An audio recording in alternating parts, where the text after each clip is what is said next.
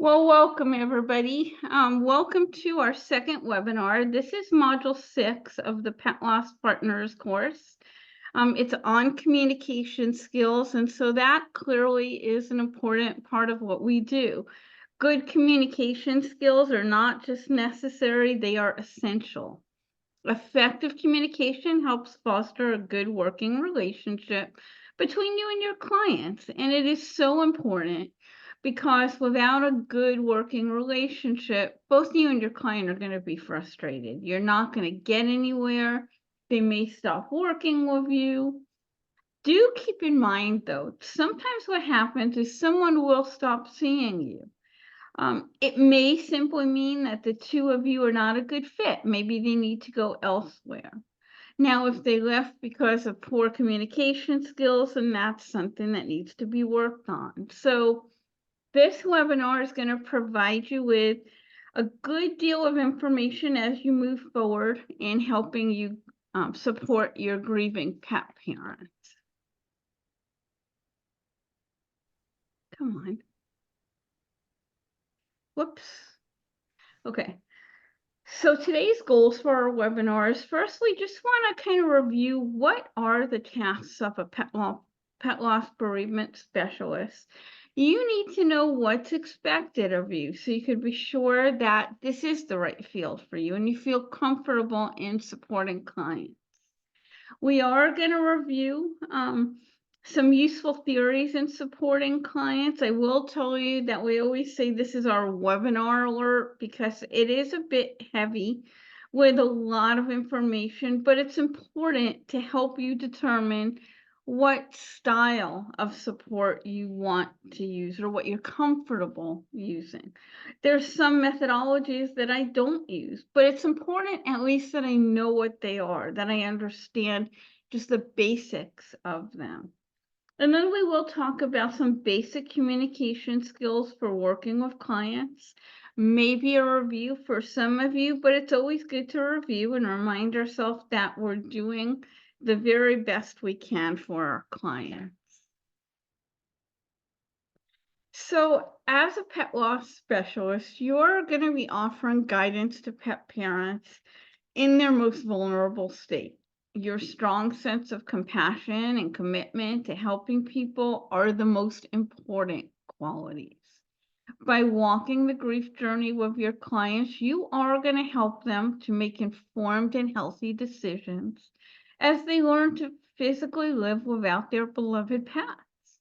So this first section is going to cover the many roles of a pet loss bereavement specialist. If you remember, one of the characteristics that we talked about that makes pet loss so challenging is it really is a very disenfranchised type of loss. Many people don't understand the depth of the relationship that pet parents share with their pets. And that's what really makes losing them so much harder because we have to be really careful of who we can trust, who we can talk to about our feelings. That's the importance of creating a safe environment where you have clients feel like they can share with others who understand, whether it's in an individual session or a group session. Now, in terms of how you create that safe environment, part of it happens as you develop your relationship. You want to develop, like we said, a trusting relationship. Sometimes it may happen in a group, even just giving them group guidelines so that they can understand and feel safe, which is really important. Additionally, the next couple of slides that we'll share with you in this section are also part of creating that safe environment. So we have bearing witness to grief. I always say that being a pet loss specialist is kind of like being a safe vessel where clients can share whatever they need to without feeling that their sadness, their guilt, their blame is misunderstood. It's doing, and we're going to mention this many times during the rest of this course, it's listening. Not just hearing, but actually listening to what the client is sharing. It's about helping them feel safe and okay about having those feelings, where whatever they are, sharing those feelings with however they need to. One of the greatest benefits is that the more a client can share with you, those intense feelings begin to like decrease a little bit because they're getting it out. Again, all that comes back to creating that safe environment for your client. You also see here validating your client's losses. I'm not sure if you remember, but I mentioned that part of what I feel I do best is really letting go of that pet loss specialist title and just being a pet mom. That itself is going to help them to know that you do get it. I'm not looking to teach them. I'm just looking to be by their side, to be that safe vessel, someone who gets it, someone who's willing to listen, someone who's willing to understand. That's part of the validation because you are going to hear a lot of things. You're going to hear so many people say, things like, am I crazy? Or like, what is wrong with me that I'm feeling this way? I will tell you, I was actually driving earlier today, and a woman called me that I've been trying to reach her. She wants to set up an individual session, and she lost her dog who has been by her side for the last 12 years. We just spoke for a few minutes. And she was saying that during that time where she had the dog, she also lost her daughter. And she said, I can't tell anyone, but I have to tell you that sometimes I feel like losing my dog was harder than losing my daughter. And we talked about why that may be. Again, I do talk to clients a little bit before we set that up. But just the feeling, so we set up a day and time, and she said to me before we got off the phone, she said, I could tell I'm gonna like work in with you because you didn't judge me. You just let me say that, and I feel really safe. That's what we're talking about. Letting them know their feelings are normal. Listening, understanding. We'll talk more about that in the webinar. Using words in our own experiences to help them validate what's in their minds and their heart. To let them know that they're really not crazy, they're not alone. What words am I talking about? It's simple phrases, saying things like, I am so sorry, or of course, or I get that. And those are things I said to this woman on the phone today. I am so sorry. And of course, it's so difficult. That validates them and allows them to feel like, wow, these feelings I'm having are okay. I'm not crazy for having them. So, and we talked in the first webinar, if you remember, about being non-judgmental. And it's something I think we all have to work on. You're going to hear stories from your clients that are distressing. They're extremely sad. You're going to find yourself saying again, how could you let that happen? How could you not see that? Obviously, we're never going to share those thoughts with them. It's not your job to share those thoughts. You have to be that non-judgmental person. Otherwise, your clients are going to start to get defensive. Remember, your clients are there because they already feel sad, they feel angry, they feel guilty, feel like they're to blame, and so on. They're probably thinking the same thing that you are and beating themselves up because of it. And again, we'll talk about this later, but it also includes being mindful of your facial expressions and body language. You must listen. Talk less, listen more.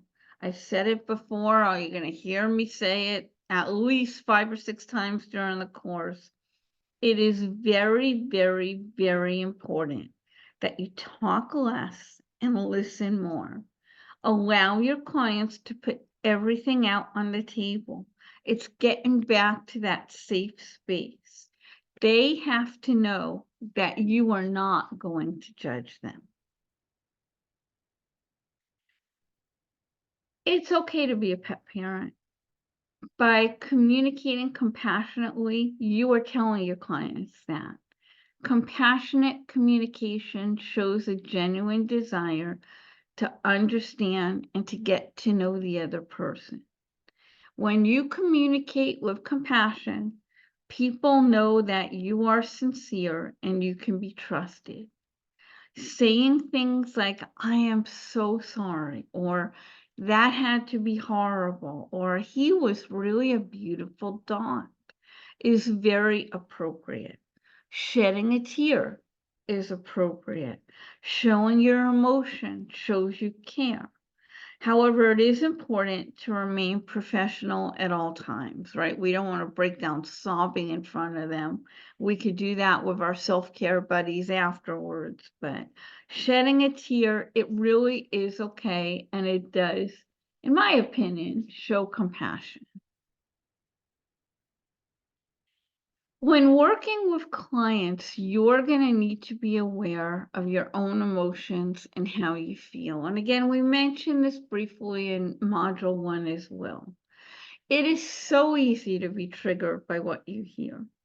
Your client's grief and experiences may bring up memories of your own experiences, which can be very emotional. And we've spoken to you, and I know in reading, and I know Connie and Sharon have read some of your interviews where you've even said, this is hard to talk to these people. That's why I said in any given day, this work can be the most rewarding and most difficult work in the very same day. It's critical that you find time to check in with yourself and work through those feelings. If something is truly triggering you and you don't think that you think it's going to affect, or it may even affect how you help that person, it's best sometimes to say, I'm not sure based on your situation that I'm the right person for you, but I have a great person I'd like to refer you to. And we will talk about that and referrals later in the course as well.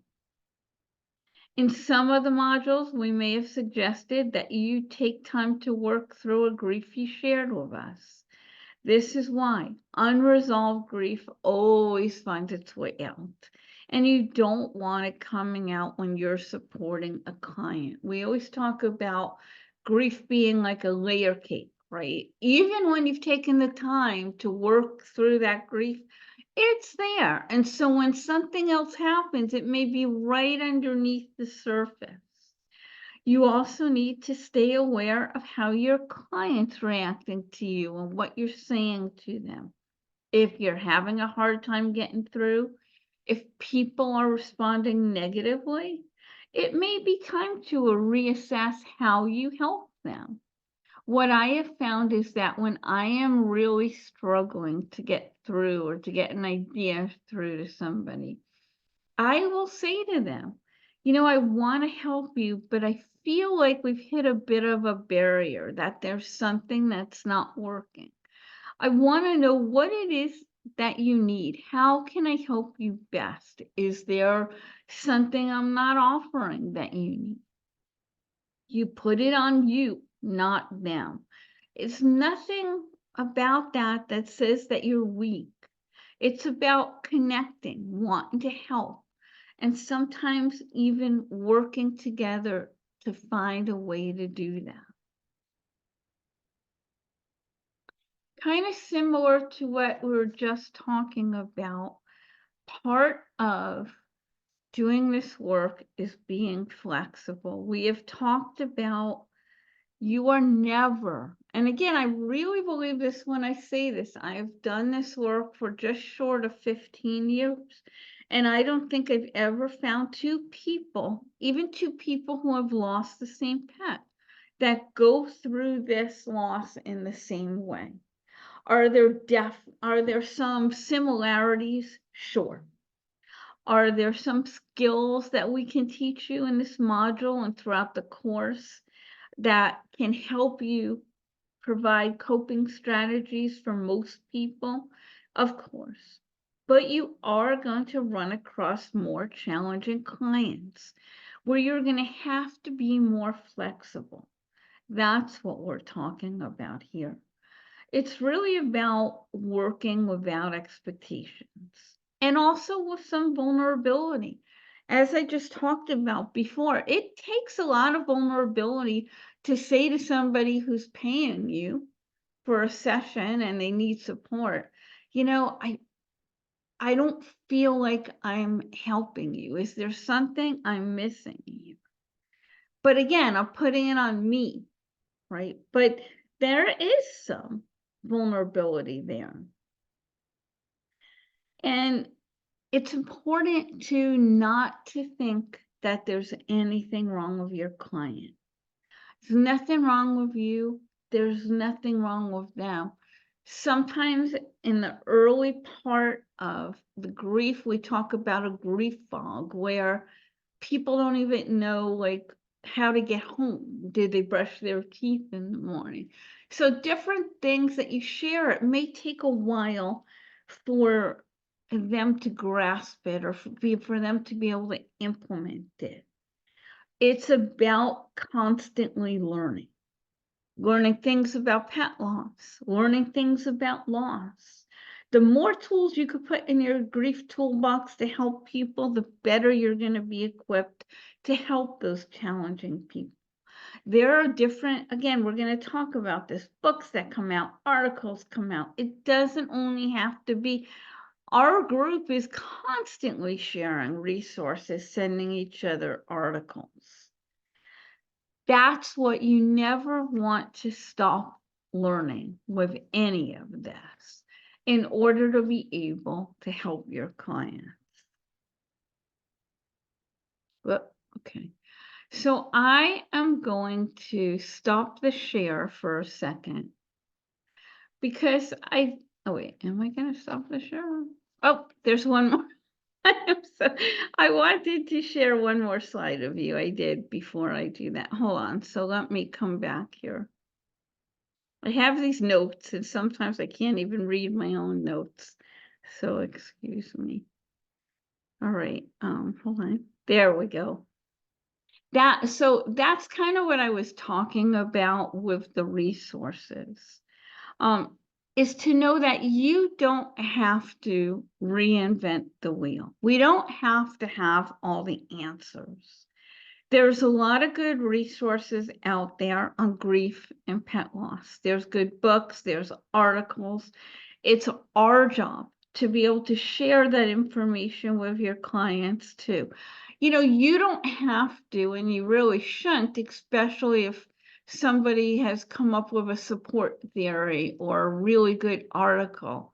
You know, they've taken the time to do that, and sometimes they've copyrighted it. You need to give that person credit for doing that work. With my group clients, every time somebody comes to a group that's new, they get a bibliography, they get a coping strategies handle, they get an article on guilt. They get information about our chat room because I do the groups twice a week, but we also have the chat rooms twice a week so that if they feel they need more support, they can get it. When I do, and I'm just getting back, starting to do groups in person again, every client gets handed a group guidelines that they actually have to share and sign. We have rack cards that we give out. We have different articles. Like I said, I always share articles with my clients. Somebody's having difficulty with guilt, I'll give them this really good article on guilt that I have. Someone is facing anticipatory grief, I give them the Pledge from the Heart or the Quality of Life scale, especially again in that beginning when people are in that deep grief fog, they may not remember things. And so having something in writing, something that they can hold on to, really can help them at time. So now I'm going to stop this share for a second because I want to ask you, and I just want you to think about it and think about all the different tasks that we've talked about in order to be a successful pet loss specialist. Whether it's creating a safe environment, bearing witness, non-judgmental, staying self-aware, communicating compassionately, being flexible. Take a moment and put in their chat box there what one or two of those things that you may have to work on, and what one or two do you think you do best. And you could take a moment to think about it. So go ahead and do that.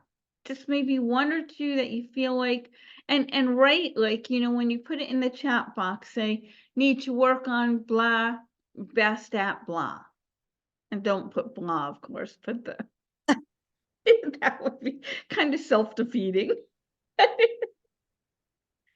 Okay. So go ahead and do that. I don't think we have any yet, do we? Not yet.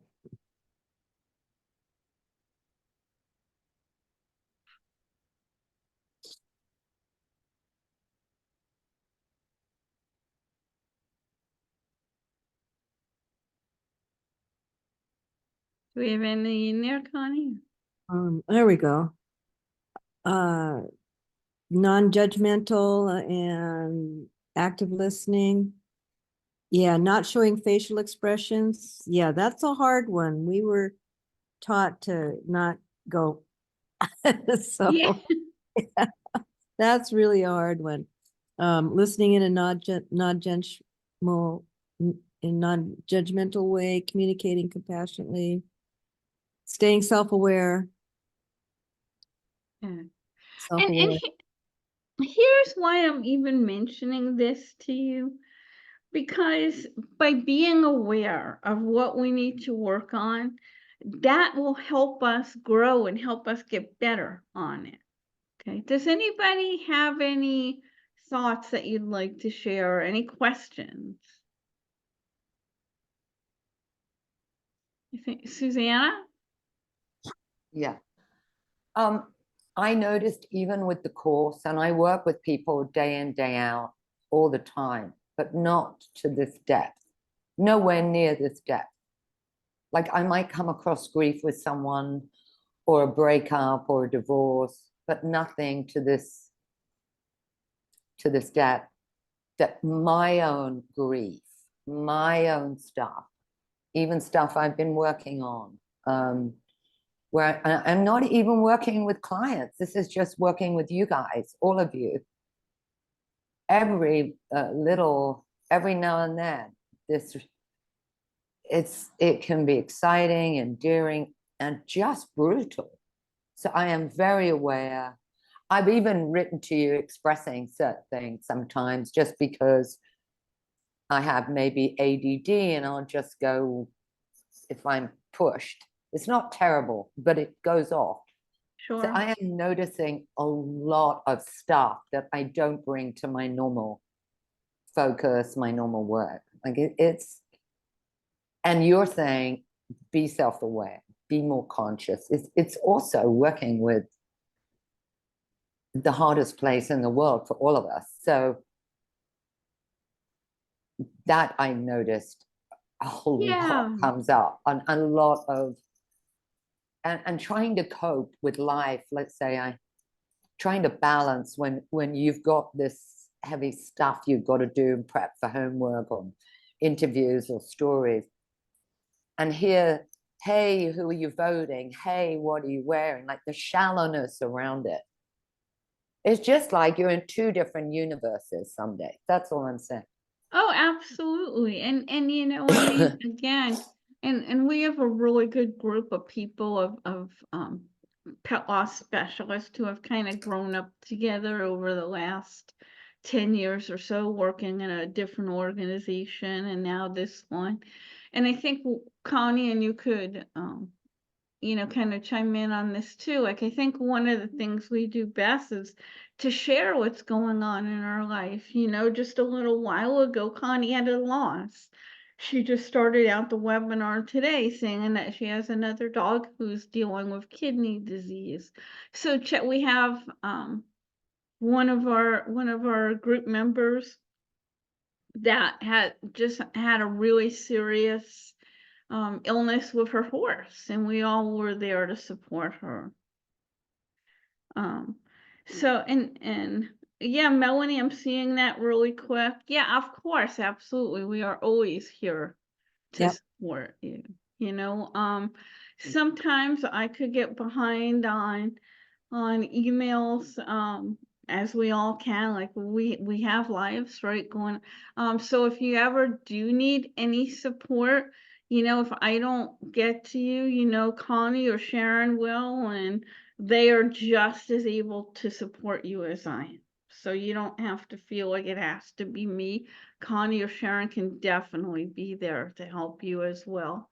But Susanna, I guess part of what I'm saying is to have that good network, to have a self-care buddy if you can. I have ADD too, but I have really worked on it, and Connie too.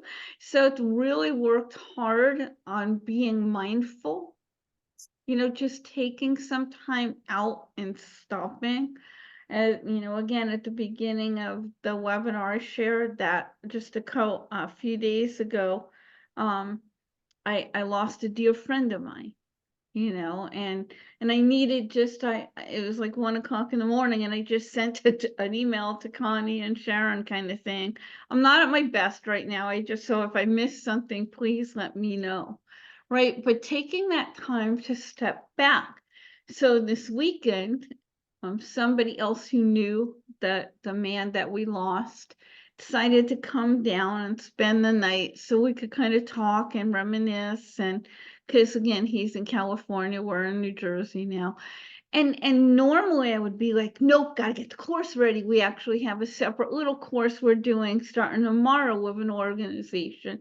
I could have easily said, you know what, sorry, I can't get together. I've got to get ready for this course. But as we talk about a lot of times too, you can't pour from an empty kettle. I needed today to be able to do what I have coming up tonight and tomorrow. Connie, do you want to share anything on that?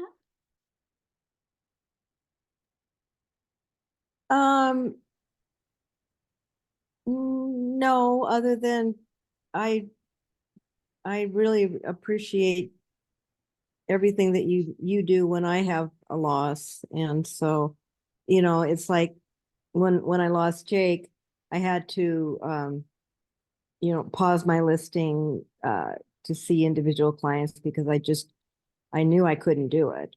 I probably could have muddled through, but it wouldn't have been fair for my clients because you know I'm before a session I kind of center myself and then I open up my heart, and you just can't open up a broken heart. You just can't. And so you know, this is, and we'll have an entire module on self-care and compassion fatigue because that is really, really important. And we realize that there's a lot of material in this course that is probably going to be triggering for people.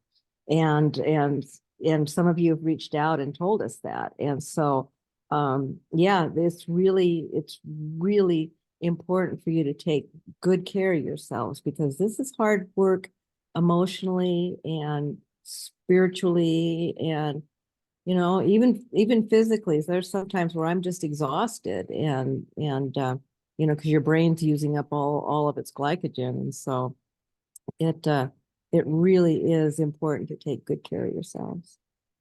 Yeah, and as we said, if you don't feel like you can do it, then don't. Then sometimes you just need to refer to somebody. Connie paused her individual sessions. And again, we both volunteered a while back for an organization, and I think, like, you know, like both Connie and Mary, when they were dealing with you know, what, her horse, and Connie with Jake, is like, I can't do this right now, I can't do the chat, right? And it's like, yeah, go ahead, take the time you need. We both kind of, like I said, grew up with a man who ran an organization that if he took more than 3 days, he kind of thought something was wrong with you. So so that's why I'm super sensitive too, to let people have the time they need. He was better at compartmentalizing than Yeah. we are, apparently. Yeah. Is there anything else? Any other questions? Susanna, did that kind of help you or answer what you were looking for? Yeah, and I think it's encouraging me. I'm going to reach out and book either with you or Connie, whoever is available, because I lost my dog in November, and then with Yeah. everything I'm writing, I have no matter what I'm therapy I have a broken heart, so I need to work on this while I'm working with this seminar. I mean, I think that's Yeah. really, really clear. And you know what, too? You can always join one of our chat rooms if you want to join in on one of my support groups. Don't Yeah. hesitate to reach out. Just let us know Okay. ahead of time, though. 100%. I will. Thank you very much, Connie and Sure. Sandra. Um, Anything else? And I'm sorry, Ashley, I think I saw something that you weren't feeling good. Um,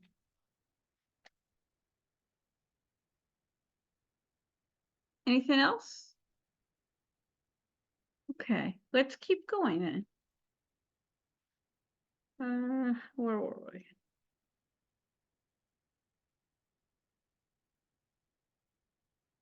Mhm. Okay, so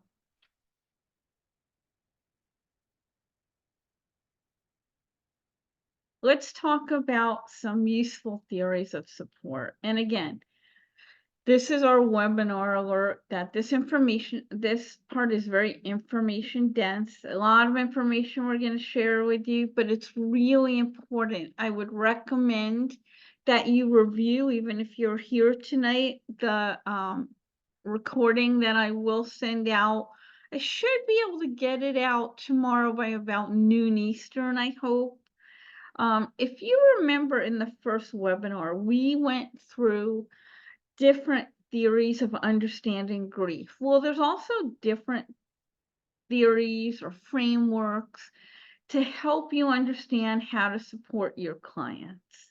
We really believe it's important. Again, you're not going to use all of them. You don't have to be an expert in all of them, but you want to have as much information in your grief toolbox. And the point here is to provide you just with an overview. I mean, with most of these theories, you could probably do a separate webinar on them.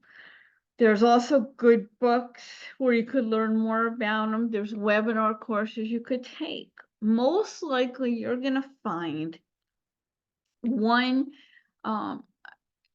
theory or support theory that is going to resonate with you a little bit more. Again, what fits for one may not fit for another. That goes with your clients too.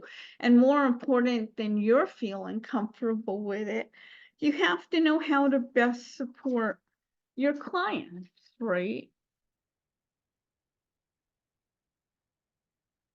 So here's the different theories we're going to talk about. You have companioning, cognitive behaviors theory, EMDR, which stands for eye movement desensitization and reprocessing.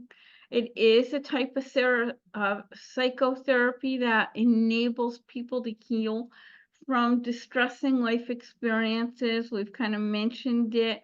We're going to talk more about it. People who may be having some PTSD like symptoms because of what they've experienced. We're going to talk about some of the more popular theories, cognitive behavior therapy.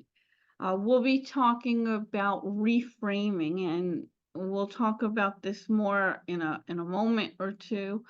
But there's a difference between, so cognitive behavior therapy is huge. Again, you could read a book, you can take a course on it. We're going to be focusing more on a little chunk of it called CBT Light or reframing that we'll be talking about.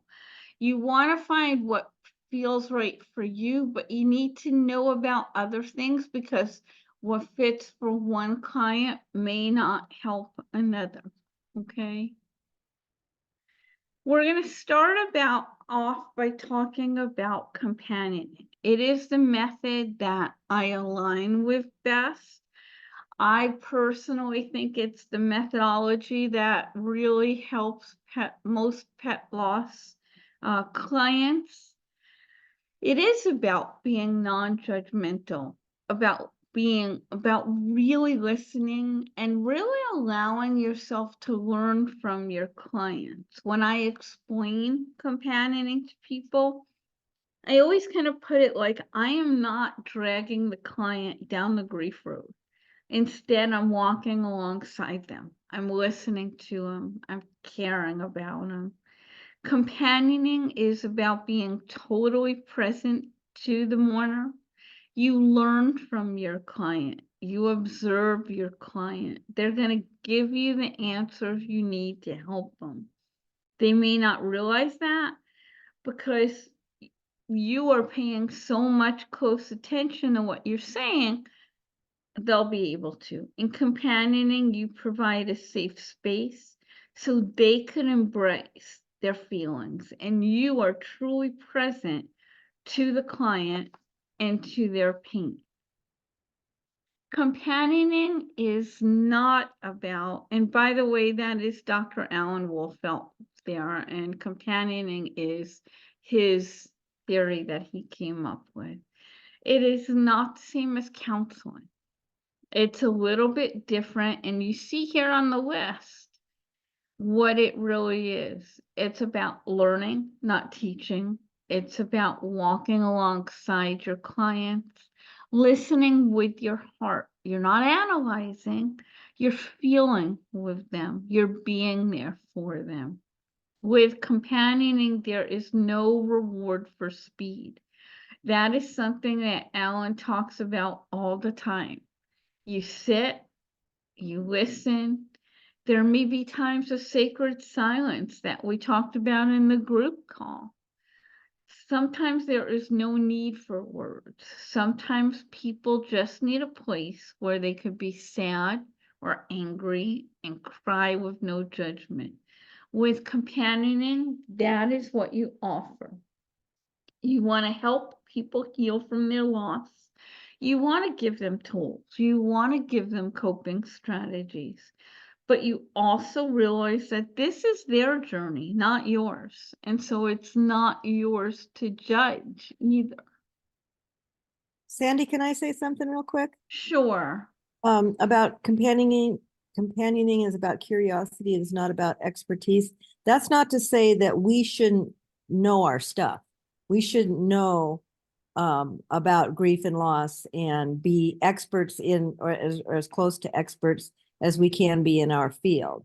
It's about not coming, not teaching the person, not showing how, how much of an expert you are in the field, but we should know the basics, and like you said, always keep learning and growing ourselves.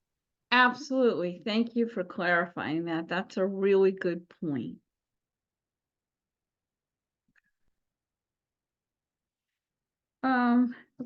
Where are we? So on here, you see more things that has to do with companioning. Like we said, you don't take away a client's pain. You don't fix them. And that can be really hard for caregivers because I want to fix everybody that comes to me. I want to take away their pain. You're present to the pain. You bear witness to the pain. You allow them to be in pain. It's very different than most counseling methods, but it makes so much sense to me. I've seen it help numerous clients over the years. As Dr. Wolfelt says, companioning acknowledges that grief forever changes or transforms the mourner's worldview. And think about the pets you personally lost. Connie talked about Jake, and when she gave her explanation, Connie, who was the first pup that you lost? Well, the first husky I lost was Tasha, and then Ruby at 4.5, which led me here. Yeah. And for me, it was Moz and then Callie, right? I still miss Moz and Callie and all my other pets. I always will. Are there times where the pain of the loss is stronger? Of course there is. When the guilt comes back, yep. I've learned to accept that though. It's part of grief. By acknowledging those feelings, I'm able to let them come in and let them go out. By accepting that it's part of grief, I'm able to live a good life. And I was able to bring in Jeter and faith and love again. I highly recommend Dr. Wolfelt's books and courses. His primary book, which is the overview of his theory called Companioning the Bereaved, I would recommend that you get. It is excellent.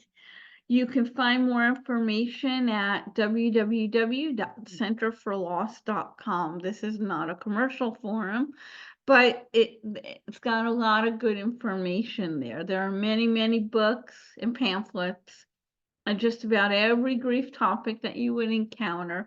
He does specialize in human loss, but he did write that book that I recommend to every one of my clients, and most of them have found it very helpful, called When Your Pet Dies. Again, I recommend it to so many of my clients. So that's a little bit about companion. As much as I align with Dr. Wolfelt's loss, I know that I was in a really dense grief fog when I first lost Moz. On top of that, as we just shared, I do have ADD. There are a lot of other people out there where that grief fog is really thick. There are some people who have a harder time accessing or sharing about their emotions, and they're more cognitive in their grief. They are the thinkers. They need to know the hows, the whys, and for them, a little bit more is needed. For instance, when I lost Moz, I struggled to get out of bed and function. So the theory of cognitive behavior would have really helped me, and it is a good model. Before we get into how it can be used in grief, I just want to share a little bit. So it was developed first in the 50s by Albert Ellis. Aaron Beck kind of came in and wrote more about it on the 60s. In the 60s, it's based on the idea that what we think affects how we feel, which is our emotions, and also how we act, which is our behaviors. And they all, as you see in that circle, interact together. Specifically, our thoughts determine our feelings, and the feelings can determine the behaviors. So if we change our thoughts, we could change our emotions, and that can also change our behaviors. How does that relate to grief, and how can it help our clients? I'm going to tell you. For thinkers or for people in a very deep grief fog, CBT provides a framework. It provides a structure that you can hold on to for support. It offers a lot of strategies for healing, because thoughts affect feelings, which affect actions. Think about that. Thoughts affect feelings, which affect actions. So you could have somebody like me who could say something like, this is never going to get any better. I'm always going to feel this sad. Well, what does that do for me? Nothing good, right? It's just going to make me feel more sad. What happens then? I'm not gonna like I was. I'm not able to get out of bed. I'm not able to function very well. I may even wind up getting sick. We all know that there is proof that grief affects our immune system. But what if I was going to take that and look at it a little differently? What if I was going to say, well, the other people in the group, it seems like they're healing, so maybe I can too. What does that do for me? Well, it gives me a little hope. That's the emotion, right? What does that do for me? I might take better care of myself. That's the action. That's the behavior. That's how it can really begin to help people who are healing from grief. Another really useful component, and this is what we talked about, right? So when we talk about cognitive behaviors therapy, there are therapists who this is the majority of the work they do. They spend a lot of time studying it. They get certified in it. What we can do as pet loss specialists is just a teeny tiny little part of it. Well, I mean, not to put this down or anything, but it's called reframing.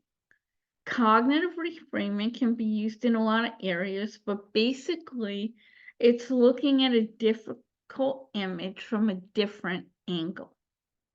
We have used this in some of our other modules. We just kind of used it in the anger and guilt module. It's about rather than thinking about all that we did wrong as a pet parent, we may start to make a list of things we did right. For me, that last night with Maz having seizures on my lap as we were driving to the hospital left me just so stuck in that. But it was working to let go of that and to begin to think about the 17 years of love that we shared that helped me begin to heal. Reframing does not happen overnight. It takes a lot of work. It takes a lot of practice, but over time, again, those disturbing images begin to lose their power. It's almost like retraining our brain in a way. Again, something else to remember is there's much more to CBT than reframing. You can work with your clients on reframing, but you're not a trained CBT specialist. Remember that as you start doing the next couple of module tasks, and in particular, as you do your final exam at the end. Again, we often say that cognitive reframing is like CBT light. That's the way we think about it. So, like we talked about, there is also EMDR therapy.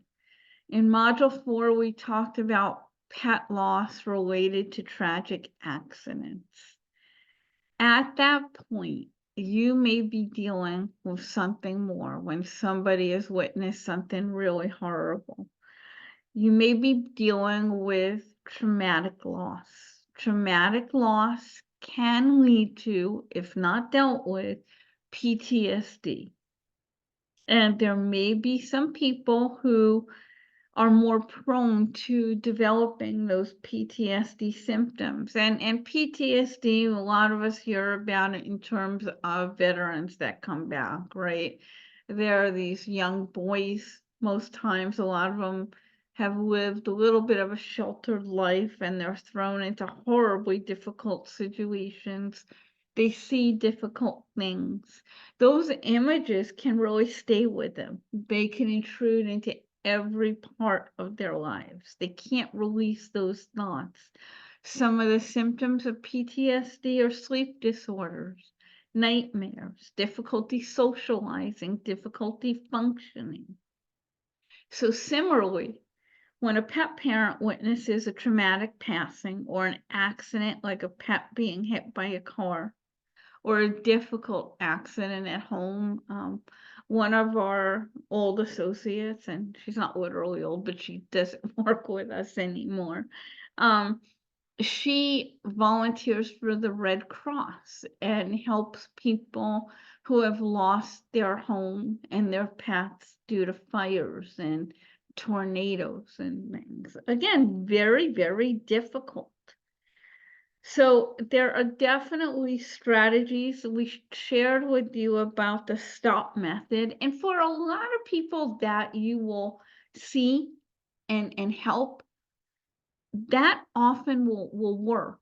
You know, it doesn't mean that every time you have a client who has gone through a traumatic loss, you have to rush them off to your first colleague who does EMDR therapy. However, if the STOP method isn't working, or if they're really not able to sleep at all, to work at all, that's where you may want to think about referring them to a certified EMDR therapist.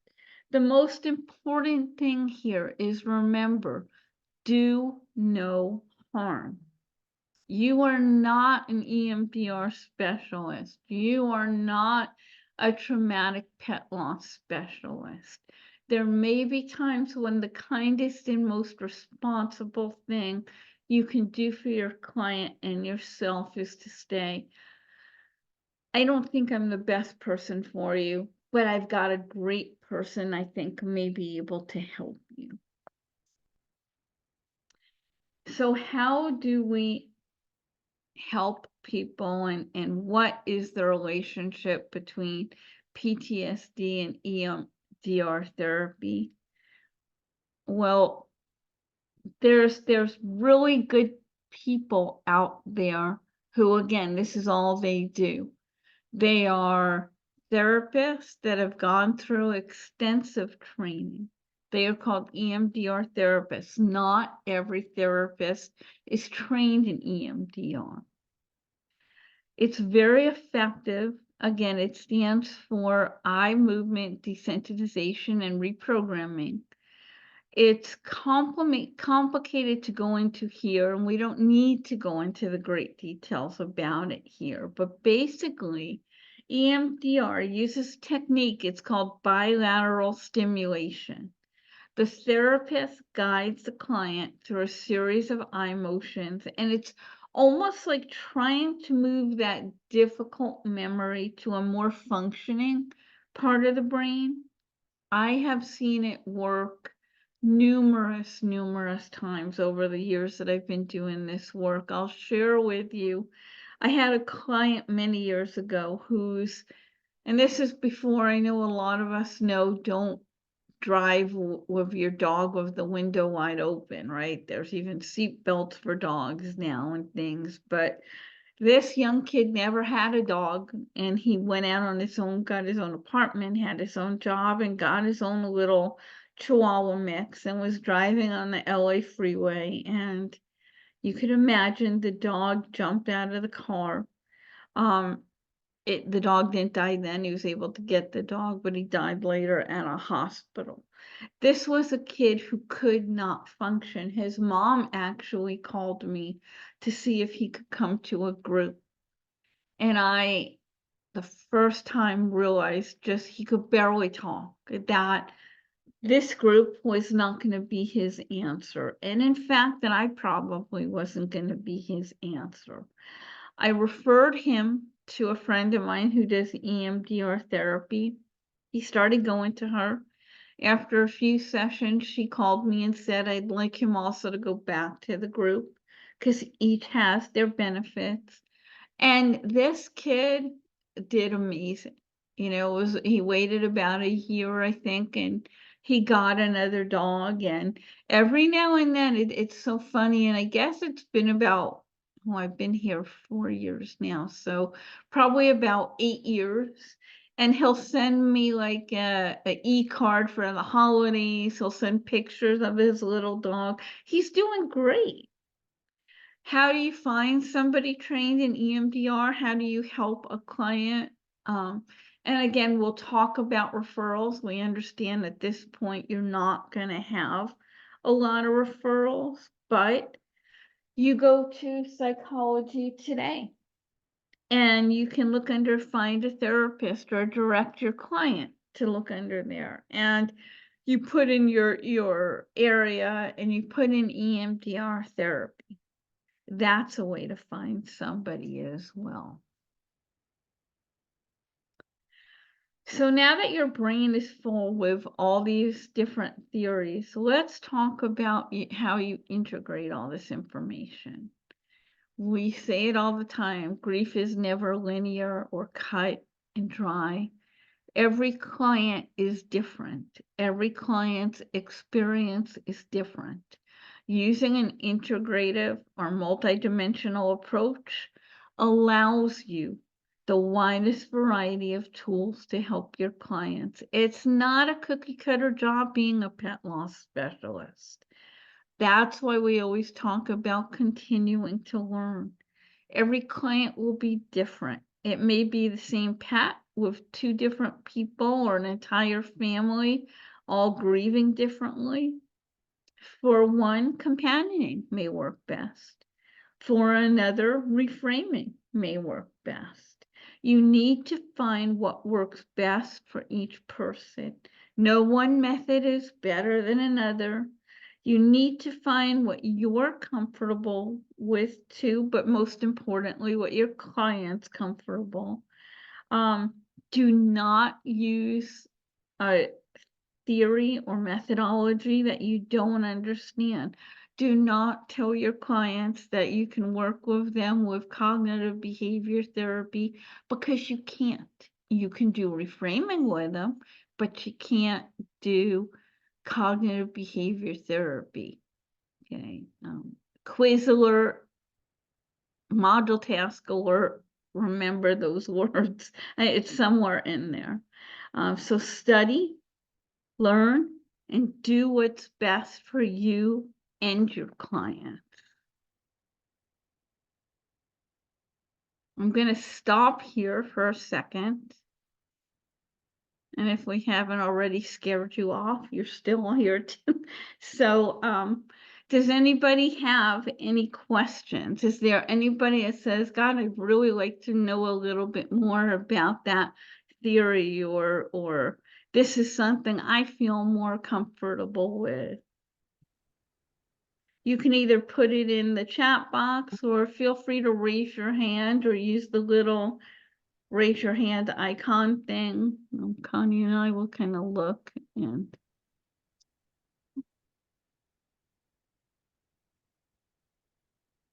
have we now blown your mind and you can't even think anymore? Oh, there you go. Oh, Slava's here an hour late because of our Oh, yeah, stupid daylight savings time, which is ridiculous. One of the yeah. things to get with the program. I didn't even think about that. Yeah, and Slava, like I said, we will have this recorded and send out to you tomorrow. And if you have any questions on it, and that's the same with everybody, if you're decided to watch the webinar and you realize like, oh wait, I don't understand something, please write to us and let us know. But anything you'd like to ask or?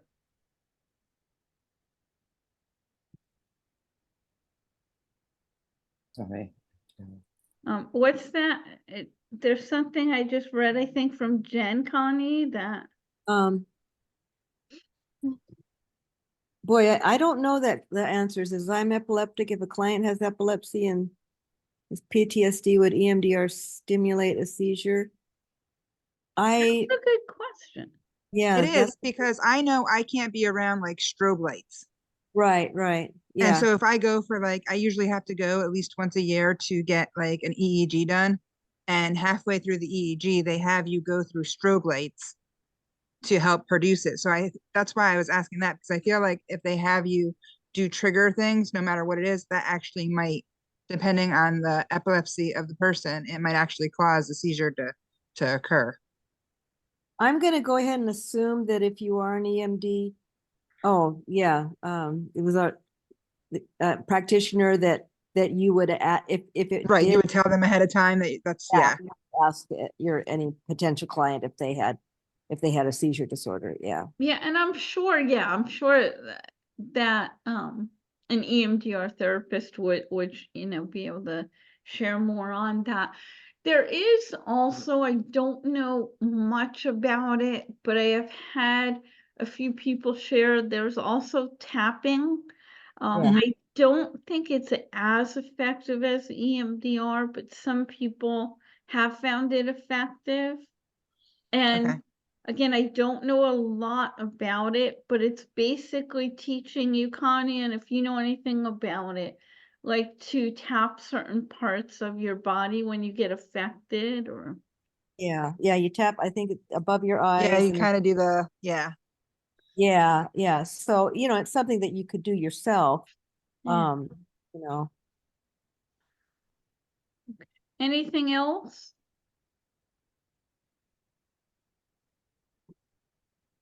Okay, let's go back. We have one more section that we're going to talk about, which is very important. And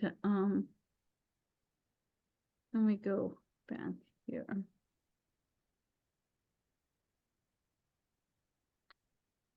Okay, and Connie, just a note to you that for this module, we did implement some of the changes around the whole active listening thing that we had talked about at the end of last year. So I sent them in the study guide, but also I changed a few things in the quiz. So just a note for you to take a look if you haven't already. So as we said before, part of this module is going over basic communication skills. You need to have basic communication skills to be a good pet loss specialist. The importance of good communication skills when helping pet parents who have lost a pet cannot be underestimated. It's imperative. Good communication is going to help you build that relationship so you can help your clients on their grief journey. You want to communicate very, very well. So, one of the things that makes this module different is in the other modules, we asked you to do interviews or to talk about a loss that you may have had. In the next two modules and in your final exam, which is after module 10, you are going to be given scenarios. So, module alert, quiz alert. This is really, really important. And I'm going to point a few things out here that I ask you to remember, maybe review as we go through this or as you're doing your assignment, okay? So let me come back here for a second. Okay, although we tell you you have to listen more and talk less, you need to talk, obviously, to help people. What you say, how you say it, cannot be undone. So it's essential that you think before speaking. I am a huge proponent of therapy. I have been in therapy. I encourage it for others, including my clients, but I want to share a story with you. I had a client come to my group who experienced having their little dog taken by a coyote right in front of them. Well, the next week, they were away, they were at their mother's house. They came home, they made an appointment with their therapist who they had seen for years and actually used to bring their dog to therapy with them sometimes. When they relayed the story to the therapist said, "You know what? I really want you to focus on happier thoughts." It's like, what? It's just like Alan Wolf felt in big, bold letters saying true, but not helpful. That's one of his favorite phrases. That is why what you say is so important. Words are like toothpaste. Once they're out of the tube, you can't put them back. So always think before you speak. It's okay to have a silent moment while you put your thoughts together.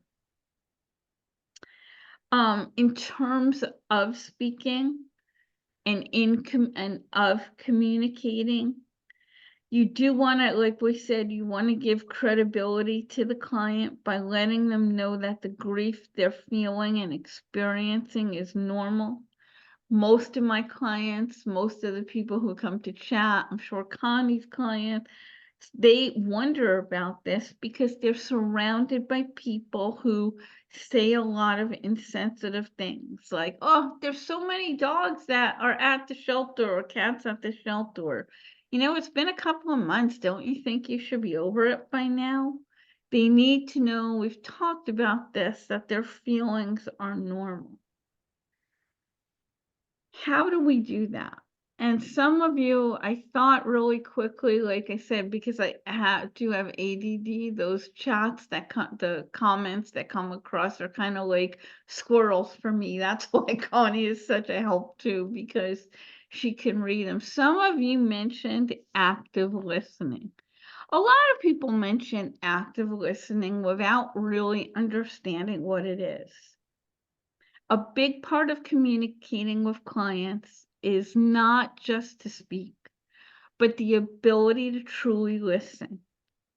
There's a saying, a really good slide that I've seen, that the word silent and the word listen have the exact same letters, just in different order.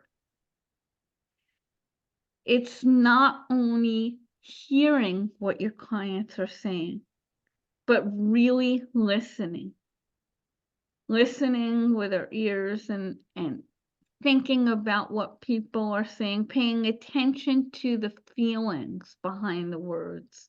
That's where active listening comes in. Active listening is listening of all your senses, not only the words, but the feeling that's behind the words. It's really important in helping grieving clients. I think it's important in our day-to-day interactions with others because it allows us to stay present. Again, not just the words, the meaning behind the words. And this changes, you know, if you Google active listening, it has changed over the years. So there are active listening, again, quiz alert, webinar alert, module task alert. Active listening is not itself a technique. There's about 10 different techniques that active listening encompasses. We're not going to go over all of them, but it encompasses both verbal and nonverbal techniques, and we are going to talk about just a few of them. So when we talk about active listening in terms of verbal communication, we're talking about things, some people call it paraphrasing, others call it clarifying. And it's really showing in a way not only that you're paying attention to what the clients are saying, but also to confirm that you understand their intent. How do we do it? An example may be, I could say to Connie, so I think what I hear you saying is, and then you repeat it back to them in words of what you think you understand. Sometimes people, especially when they have never been to a pet loss session, don't really know how to, you'll have clients who will say, I don't know how to do this. They'll answer in really short, yeah, no, it was really sad. It was hard. Sometimes in some of your interviews, we've talked about, because people have said that to you, you know, how was it hard? Can you share a little more about it? That's called a minimal encourager, trying to get a little more information. You could say something like, can you give me an example of that? for instance, can you share more on that to try to get people to talk a little bit more? Then we have active listening, nonverbal communication. And we've talked about that along with the words, there are things that we can do nonverbally to let our clients know we understand and that we care. A lot of times it's how we react, not what we say, that can be really helpful. Again, it requires being mindful. One thing I really struggle with is that, and I'm definitely better at it, but I have to work on it. I am the type of person, when you tell me something, you could, or again, I'm a little better at it now. You can see it all over my face if it upsets me or scares me. What helped me with that is doing mirror work. In this week's module task, we are going to ask you to do some mirror work. I really, really, really encourage you to work on it. You are going to be surprised at what you see or what you feel. There's attending body language. Again, where mindfulness comes in. How are you working with the client? Do you have your legs crossed, your arms crossed? Are you looking at your watch? Do you have direct eye contact? Do you have non-judgmental facial expressions? It's okay at times to nod your head affirmatively, but Dr. Wolfelt talks about to avoid being, remember those bobblehead dolls that they're constantly, as your car is moving, the head goes up and down. You don't want to do that. You don't want to, for everything they say, you're nodding your head up and down, because it's going to lose its effectiveness. I will add a little bit here about tears. If someone is telling you something that is sad, and tears fill up your eyes, or even a tear drops down your cheek, it's okay to let that go. That helps to form that connection. I've had clients tell me when I've shed a tear with them, oh my gosh, Shan, you cry is kind of making me tear up, and I've been having a hard time allowing that to happen. Tears can really help us form connections also. Another thing, touch, especially in today's world. It can be very helpful and healing, kind of like with the nodding, as long as it's not artificial. Everybody knows about that, pat on the shoulder or a quick rub of the back. It's kind of like saying, I don't know what to say, but hope you feel better, right? You want to be sure with touch also that you ask people, especially if you want to give them a hug. I am a hugger.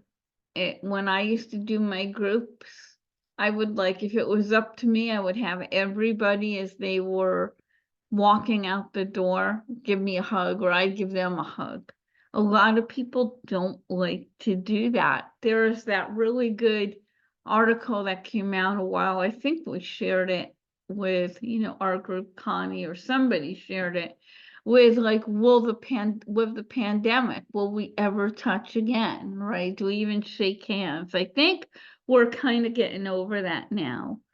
But again, you want to be sure and ask somebody.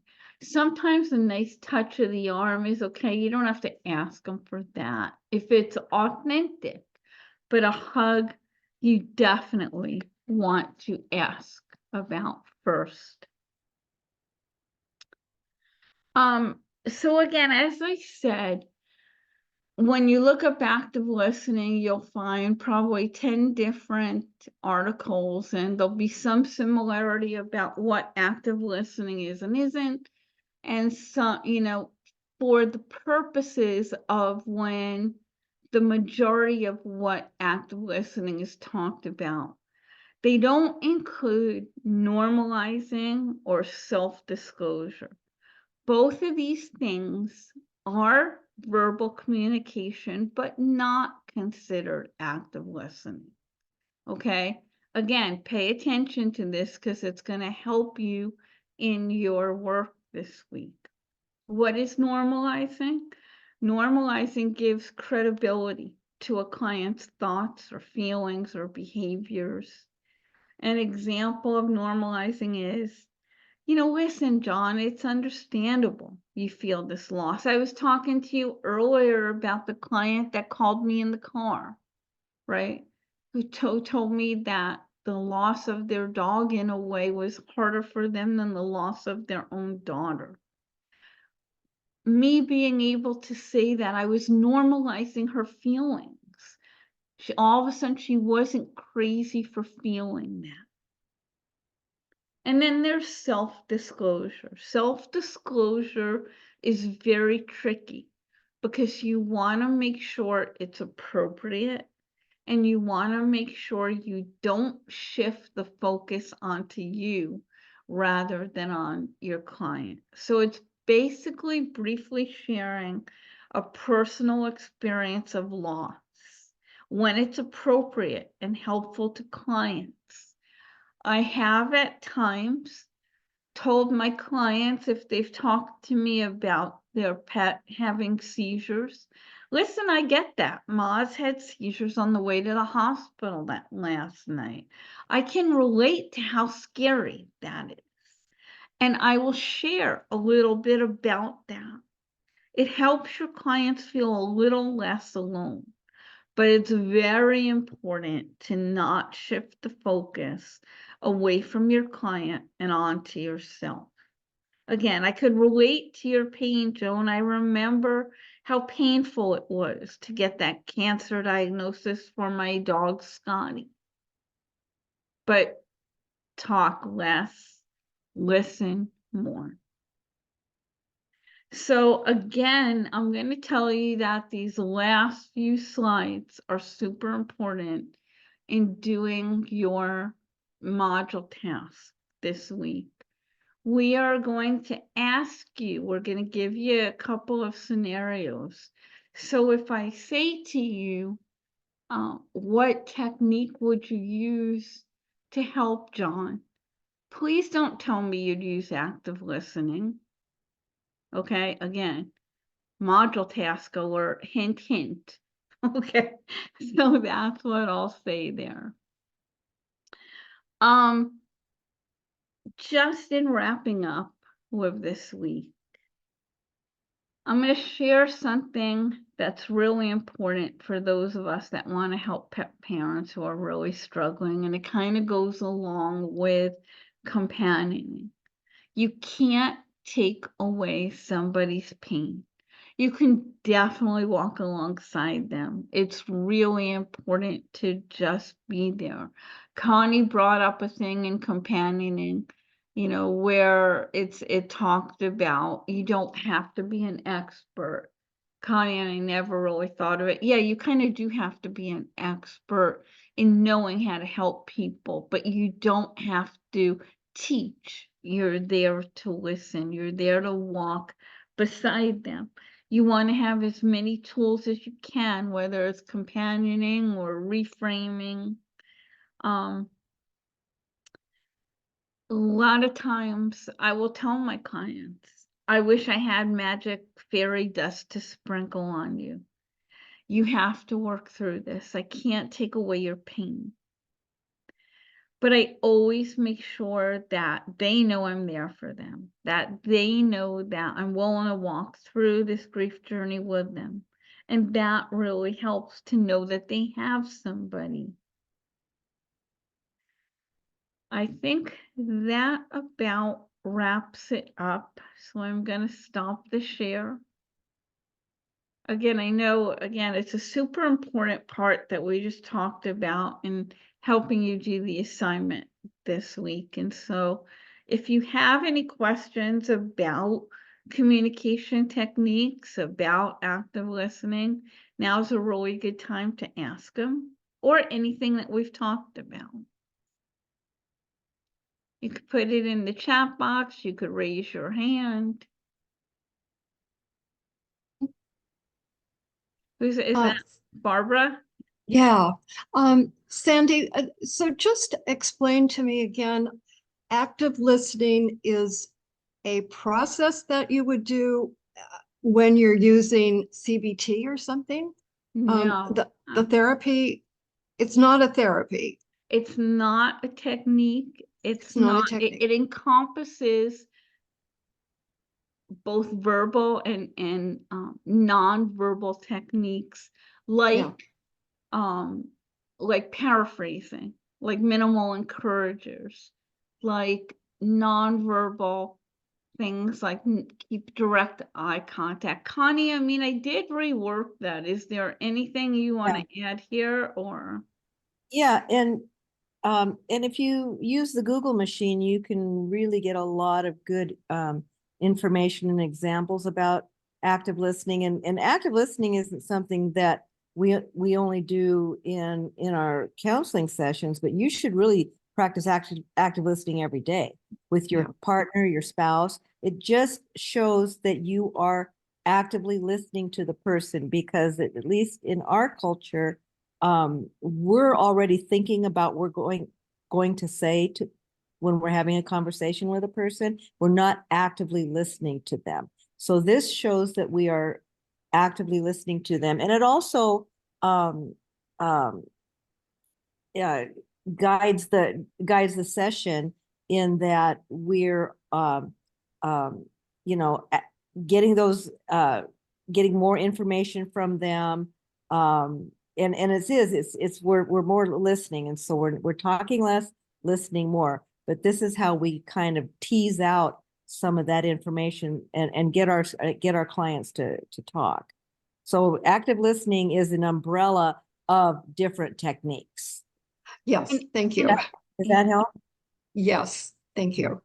And as I said, for the purposes of this module, of the quiz, of the module task, we do not include self-disclosure or normalizing under active listening, because for whatever reason, there's a lot of articles and that talks about active listening that did not include it.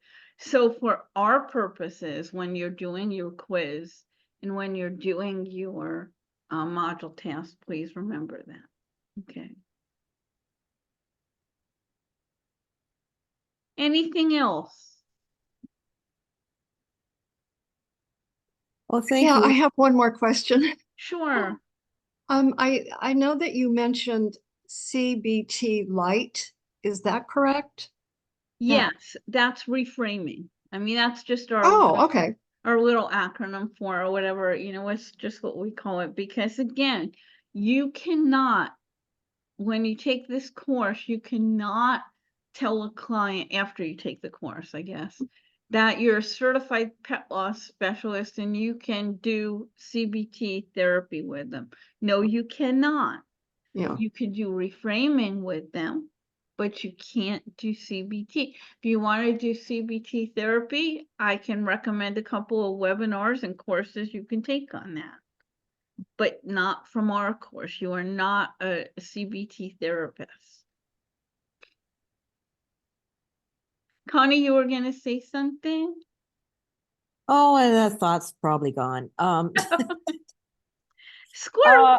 I was going to mention, in as far as self-disclosure goes, you know, you always really want to keep that to a minimum, and you only want to use it when it will help it will help the conversation along. And so one thing that I say is, you know, many people find that this is, so you can use the many people or some people, you know, and so that helps, especially with normalizing. You know, many people say that this is harder than losing their mother or something like that, you know, and so that's part of normalizing. And you can say, you know, that when they'll ask, because they'll ask, have you ever had this experience before? And you can say, no, but many other people, many people have said that they do. But just keep your self-disclosure to a minimum and make sure it is appropriate to that time. Yeah, kind of similar to that, right? So if somebody, and sometimes people will kind of drag you into their stuff with them, they may say to you, did you ever feel that? Did you ever have a dog like that and want to hear your story? Really, you don't want to go into like the whole story of how your dog and how you felt that way and what you did.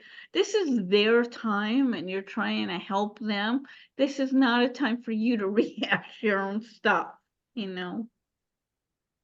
So it's kind of similar to what Connie was saying. Anything else? When will you guys send out the recording? Because the time change messed everything up, and I think at least I joined late. Yeah. Tom, where are you? I'm in Phoenix, so it's Mountain Time. Oh, okay, that's right. They don't change or they, Yeah, you Well- guys are the only ones that have it right.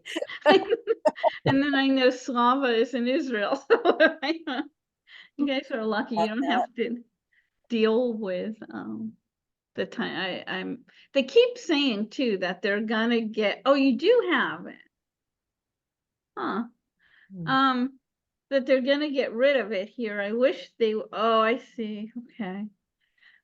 I wish they would. I wish they would stop it because it's really annoying.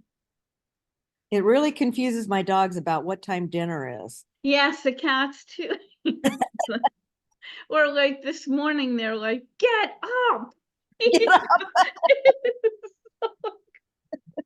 were sleeping too long." So yeah.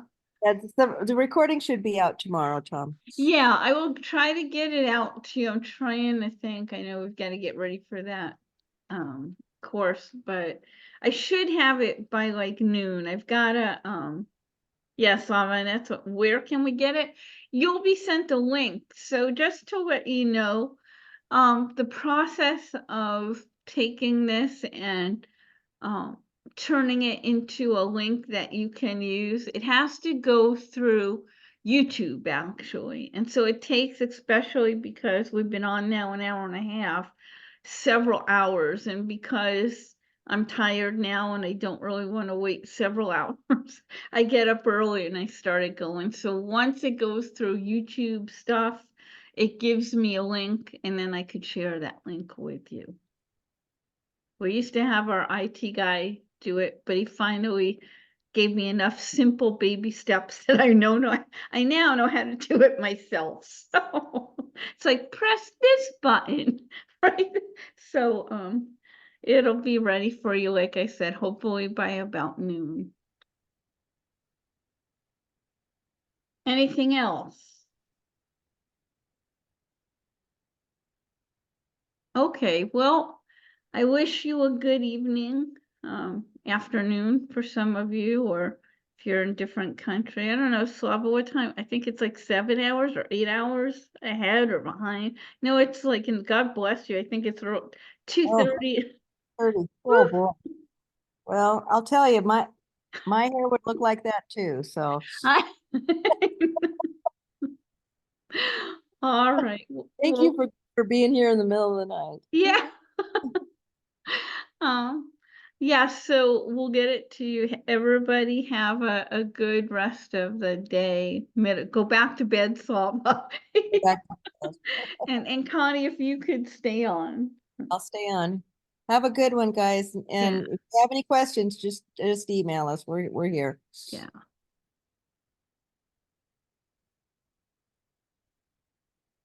Where? Oh, there it is.